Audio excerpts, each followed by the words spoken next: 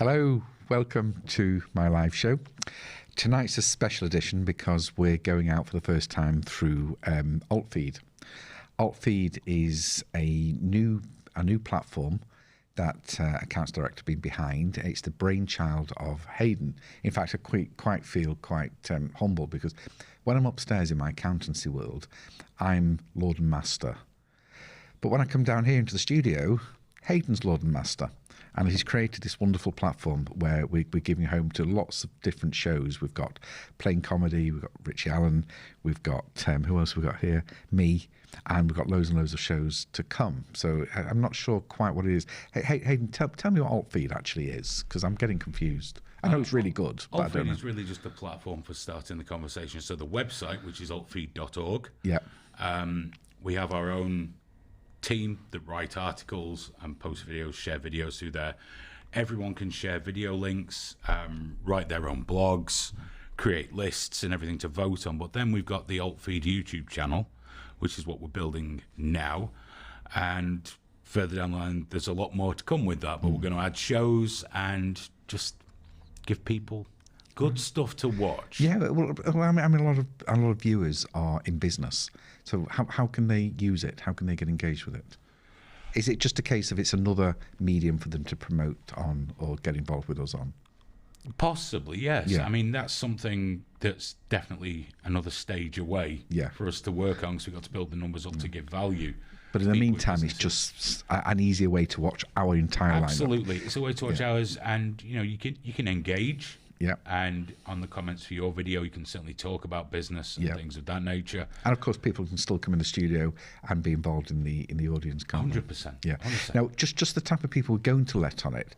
Are we letting Graham on it, or are we not having any riffraff at all? Sorry. What? Don't have a conversation about me as if I'm not right here. Well, I'll just I'm take not the going to mic talk behind from him. about There you. we go. No, I think Graham will at some point have a show, because he used to have a very, very good gaming show. Yeah. And then he's very, very good on TriggerWarning.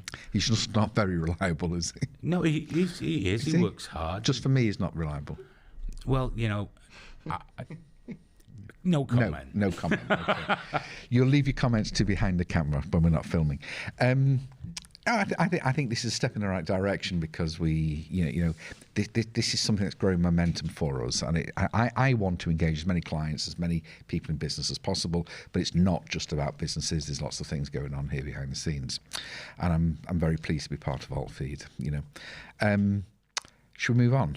Because you want to talk about this MGM 6. I thought it was 7.5 billion, not 6 billion. You might have read it in dollars rather than pounds. Oh, right. I think, because that happened to me. It was like 6.4 billion pounds, but then if it's dollars, it's dollars. the other Right, okay. thing.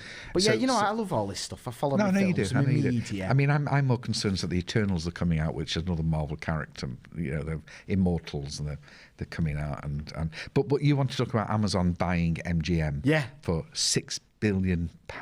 Yeah, because what's going to happen to James Bond now? Yeah, well, they'll get him, won't they? Yeah. But is he going to be rubbish?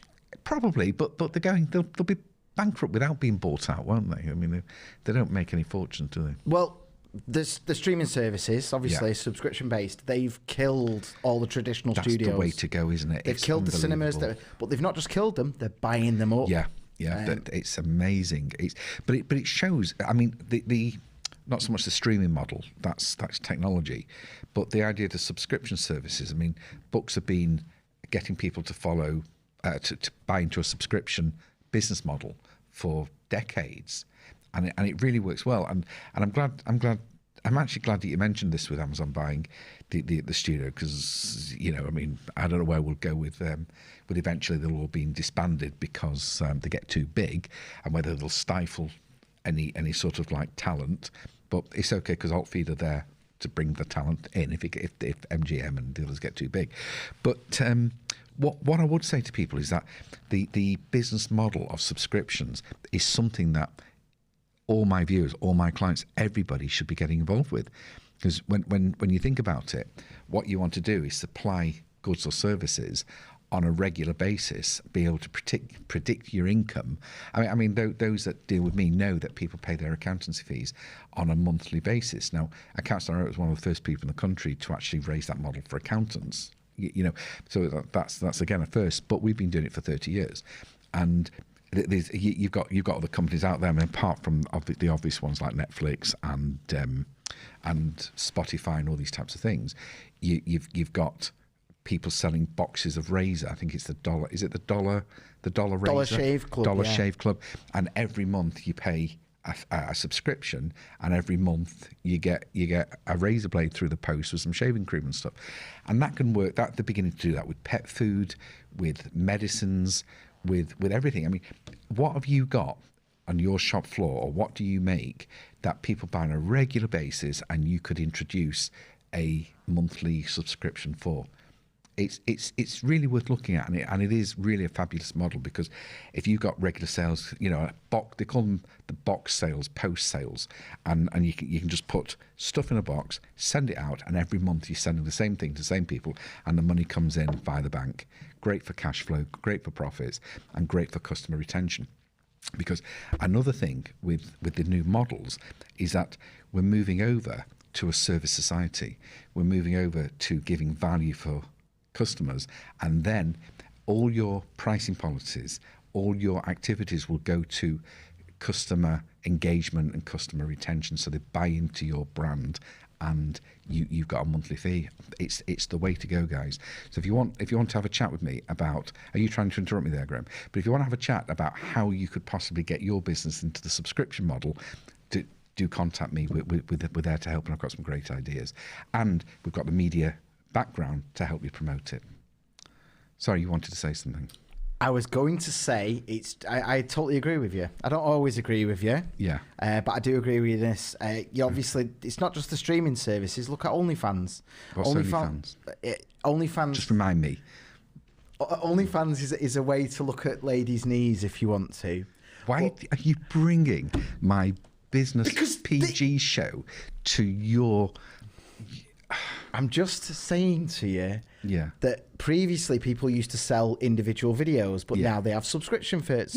So you pay $7 a month to look at knee pictures, but it's worked. That industry has exploded. Why would I want to spend $7 a month to look at a lady's knees? Well, I don't know. But obviously, not everyone is as lucky as you and goes home to someone so beautiful, are they? Some people are quite lonely, and that $7 is a regular. They know what they're getting.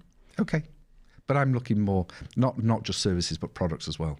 So, if you DIY, you could, get a subscription service to nails every month. Or, people do. Yeah. They do it with geeky toys. They do it with, Warhammer figures, and they know they're going to get a certain number every month, and there'll be a badge in there. And it's really popular. But it works. Food as well. Yeah. Premium food.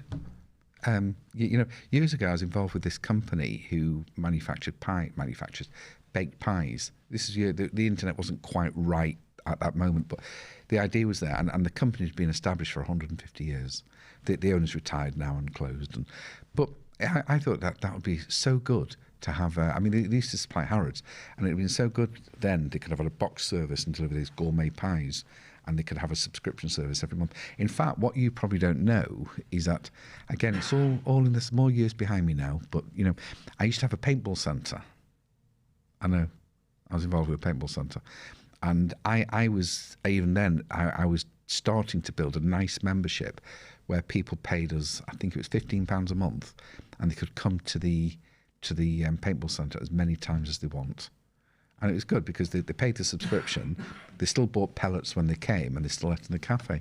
So if I had been fighting against the other directors, that model would have saved that business really, really well.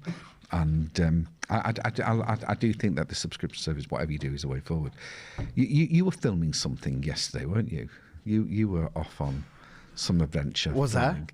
For what was it? A dungeon you were in? I don't know what you're talking about, man. You were measuring the size of the glory holes, weren't you? Anything that I do outside of this show is completely confidential with, thought it was my funny. other clients. In the same way that I don't discuss your intimacies with other people. Yes, you do. You take pictures and all sorts. I know. No. You sending me pictures is not the same as me taking pictures. There's quite a big difference. You have to spread them around. So, okay, well, I've said my bit about subscriptions, and I really wish people would work on that model more, and I'm really happy. I'm here to help, and please do call in about that. So Amazon, James Bond, the Eternals, the Celestials, the X-Men, Spider-Man. We're not going to cover that tonight.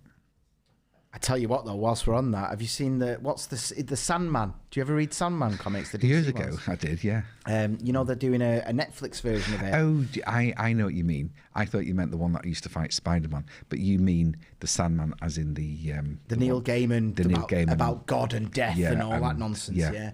But and the sleep, the guy that puts everyone to sleep. Yeah, I don't know. I mean, I'm not into it. My partner. Wasn't there a song years ago? Yes, but I don't think that's related. Oh, I love that song. But no, they've made Death in it, who was a very pale girl. They've made her I remember, black. yeah. And there's a lot of fuss over that. People are going, "Oh my god!" And I'm not one of them, but I was just like, "Why? Why do you have to do that every time?" Can we feature graphic novels on Altfeed? In what respect? If people's written a graphic novel on the website. Yeah, of course we can do that. Yeah, as long as they've drawn it, then we could. Yeah, of course. Yeah, okay, that's okay. And so moving on now.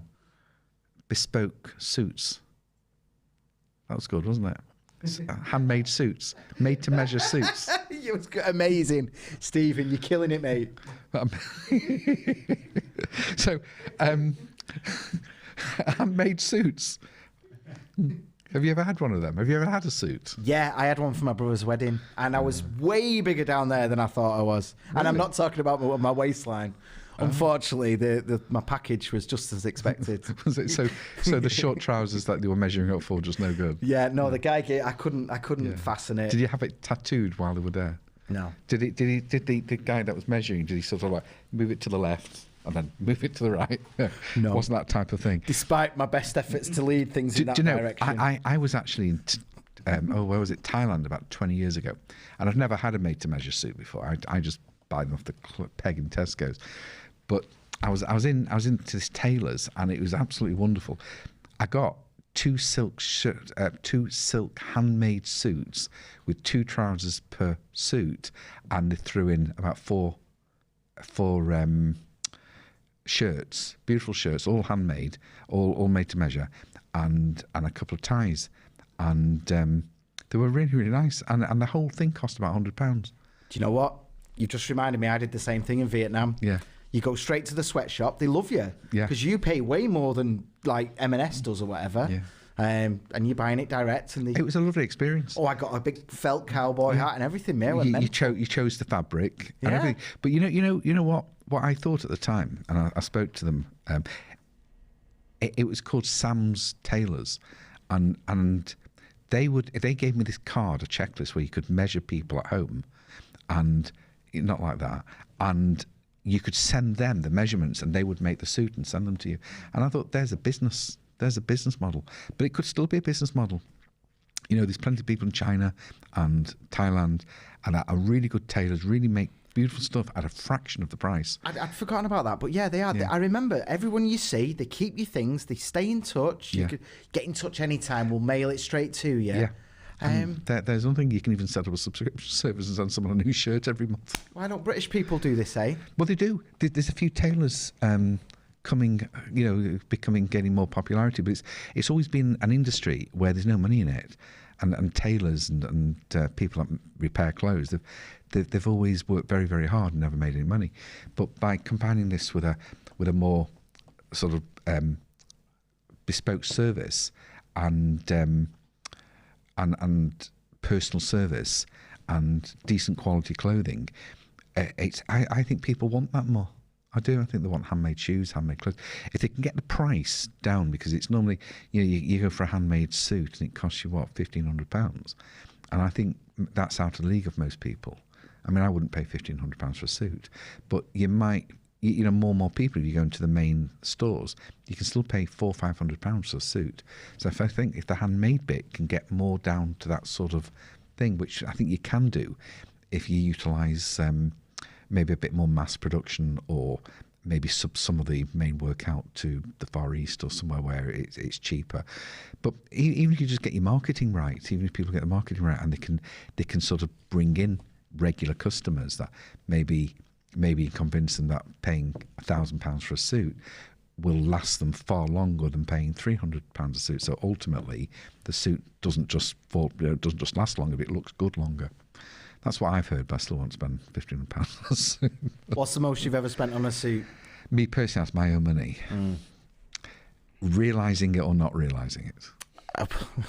I'm even more intrigued now. Well, you see, if I go out with Melanie, then I don't know the prices, because she has a word with the people first. So I don't know, but my budget, I couple of £100 really for me. It's probably the same for me, yeah. But then I never wear them because I've spent so much on them. I don't want to ruin them. I do, but I'm quite heavy with clothes. I do wear through them. I don't know why, because I do fuck all. I just sit around most of the time. But I seem to go through them. Maybe it's in the buying cheap suits and cheap clothing. I've hardly got any clothes at the moment. They're falling apart, honestly. I think I hadn't bought many clothes before COVID. I've not really been out since, and I don't like shopping. And I suppose if someone came to me, measured up and reasonable price, I think I did have a regular customer once I'd got past that of, it's so expensive. But that's. I smell a date, Stephen. Are we going to go get suits together? Oh, it'd be so much fun. I can bring my GoPro. I'd be scared. We'll get coffee. I might get beaten if I go to the places you go to. Don't be ridiculous. Of the areas, no. But let's do it. We're going on a track, aren't we? Because we're talking about cars here as well, luxury cars. We're going. Hayden and I are going on a track to race sports cars, aren't we? Yeah. In the summer, we're going to go into a track day, aren't we? We are. 3 different cars. Yeah. Several laps. Yep. Yeah, I just you can't say come. as well. You're not I've invited. been in every meeting where this has been discussed. You're not invited. invited. Not invited. Once. You're not. Not just not invited. Specifically told I'm not allowed to come for no reason. I didn't tell you couldn't come. I did. He bloody did. Oh right. Okay. Well, there we go. No, There's only 2 seats in his car. Yeah. Oh yeah. Because but even if there wasn't, Batmobile, even if there was more seats, I mean, we could get round that by going in Hayden's car or getting a taxi. Or a train. Taxi. Not a taxi. It could be like 200 miles away. A train. Ooh. I know. Well, it's because you want to get drunk and I don't drink. I don't do public transport. That's for obvious reasons. And I'm not going to get drunk on a track day. No. That would be very Yeah. On the way back, perhaps. No, a burger. A burger on the way back. Shh, Melanie's watching. For me. Oh. You have carrot sticks. Yes. Celery. Yes. You've had an upgrade, by the way, in terms of your comments. Oh, go on. Last week was a bit rude, wasn't it? Oh, they were talking about you. I do not look like a tubby lesbian. Okay. Well, you've been upgraded this week. Okay. Lex Luthor has described you as... I like it. Oh, he's not calling me Lex Luthor, sorry. No, unfortunately, he's calling you a scuffed Bill Gates. A scuffed Bill Gates? Yeah. I don't know what that means. He's pretty scuffed. What's scuffed mean? Worn. Oh. I wouldn't say you are, like, maybe a scuffed 80s Bill Gates. I'll take it. It's better than... Thank you. It's better than tubby lesbian. Who actually said that? Lex Luthor said that. Do we have his address? I'm just going to phone somebody. Okay. Right. Well. Okay. Are we on the edge of another Roaring Twenties? What was that about? What were you? I because think it might be. we had the Spanish flu, didn't we? What's happened to this show? I don't know what's going on. It's because we're now into alt feed, and I'm being influenced by TriggerWarning and the rest of them. Well, I'll go. The 20s prohibition. We're gonna have prohibition. No, the Roaring Twenties. I think the hedonism, isn't it? But you can see. I mean, I know where you're coming from, because people do seem to be a lot less price conscious. I've seen it, more throwing money away. I mean, we've got lots of problems at the moment with getting staff. People all over the world. It's not just the hospitality industry. It's everywhere, which could be a problem because not everyone can afford to keep putting wages up, and they can't afford it. We've had some trouble getting staff. We're expanding all the time, and we're now looking for more staff. So if anybody, as usual, feel that they can work with us as accountants or client relationship managers, or do contact me.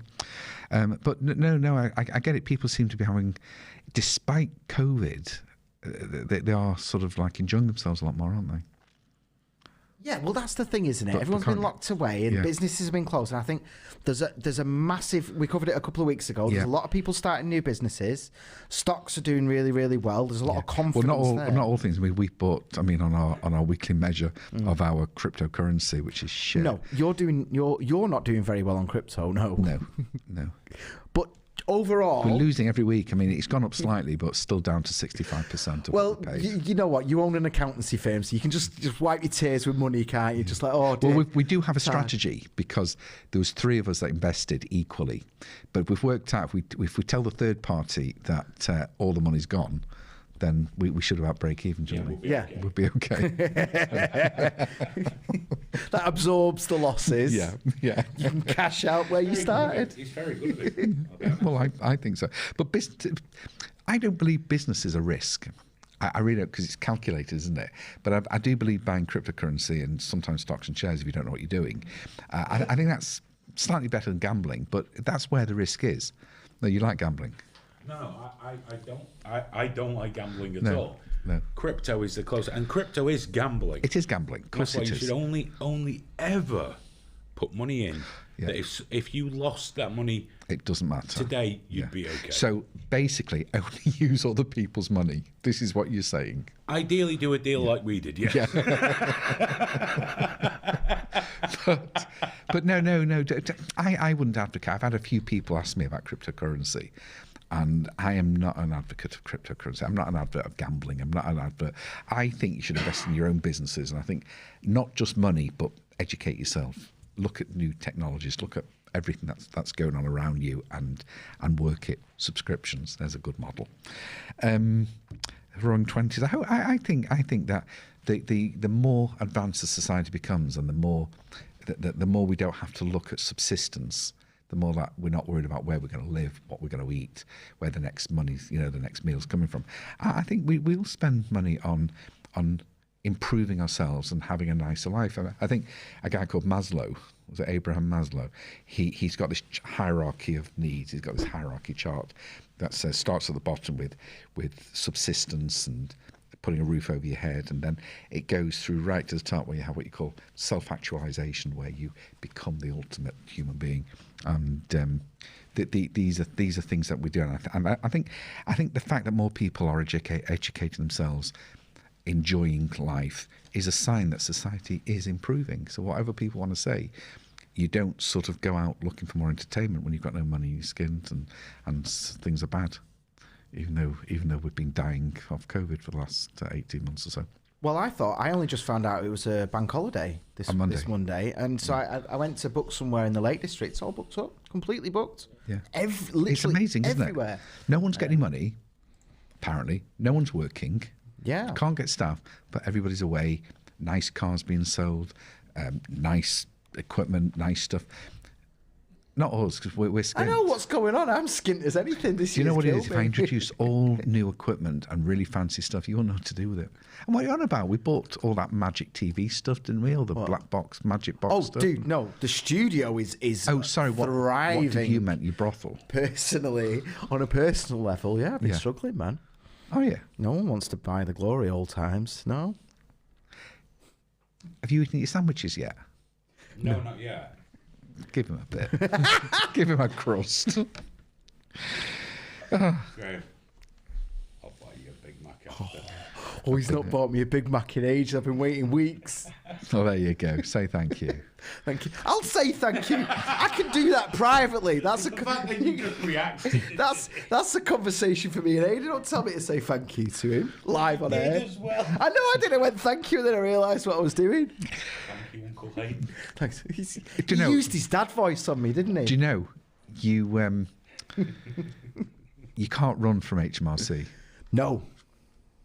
Or can you? Don't look at me when you say that. Don't look at me when you say that. Every time. They won't be looking for you. Do you know what I found over the years? And I found that people disappear. People go off the radar. They owe tax. They don't put in tax returns. They sort of go off the radar. And sometimes they go into liquidation. They do all sorts of things. And it's like the other day we had the official receiver looking for an old client that I haven't seen in a long time. And they contacted us to see if we knew where they were, and we didn't. But they don't go mad looking for people because they assume that people are just going to turn up back in the system at some point. And you know, when an inspector was telling me this many years ago, I thought, well, what's the point? You can just disappear and they won't look for you. But you open a bank account, you go into hospital, you get a credit card, you know, they know where you are. And these days it's even harder. So the best thing to do is if there's people out there that have got trouble, you know, either with bankruptcy, receiverships, tax, anything like that, the worst thing to do is disappear and ignore. If you're being done for losing all your paperwork, then stand up to it, say, I've lost all my paperwork, because you'll get into less trouble than you will by running away. So, you know, if you do have these type of problems, it's lots of accountants are good at this type of thing, and we're really good at this type of thing because we've been in this shit plenty of times. Anyway, staff shortage globally. Why have you put that down there when we already talked about it up here? Whoa. Those two things aren't the same. He gives me a list every week. This is a printed piece of paper. Well, that's an a waste order, of time, right? Isn't it? The fact that you mentioned this here, what do? Do I just go and print it off again and run down? You're going to be the death of me. Look at the state of my hairline already. I've only been doing it 2 months. Did I or did I not negotiate you a burger? Yes. You know, there's a lot, but you know, now that you've buggered up my list, no, that's no, fine, but there are. I was reading the paper the other day about a firm, and I've never met them. Yeah, it'd be great if we could get them on a show and actually do your job properly. But Squirrel Sisters, it's something to be proud of. There are a couple of young ladies that started a business with £200. I'm not buying this. Well, no, I can see it. They probably started with 200 quid and their dad's guaranteed a couple of million. Yeah, but no. I've seen plenty of people start a business with very little money, because if you've got the customers and you've got the idea and you're willing to get off your arse and go and make the phone calls and do the social media and go knock on doors, and you've got something good, you don't actually need a lot of money, because if you've got a good idea and more important, a good idea, but a good way of delivering that. You know, for all my hot air, you are right there. You are right. Why do I? Of course I'm just giving you that one. That's all I'm telling you. I'm giving you that one. I think your validation really mattered there, yes. No, I think good on them. Good on anyone, especially in this day and age, that gets up and actually does something and does it without having to borrow loads of money or put the life savings or anything, because that means that they're going out there and grafting, and they've got a good idea, and they're doing it. They're giving up time and energy, which is more valuable than cash. You know, so £200, good on you. Incidentally, if it's sugar-free snacks, there's another one that could be a good subscription model, and I'll have a packet, thank you very much. Yeah. Actually, you know, today I've been out for lunch. Okay, been out for lunch today. Let me tell you before we go. And I feel ill because I've been out for lunch, and I've eaten a load of crap, had a big Chinese meal at lunchtime. And I've managed to get this through. And because I'm diabetic, I'm getting a bit woozy with it now. And you know, I really shouldn't do these things. But I just want to say we're coming to the end of the show. Hopefully, I'll still be around next week to do another one. But thank you very much for joining me, and I'll see you next week. Oh, don't forget to subscribe and whatever else I'm supposed to tell you. Good night. The podcast.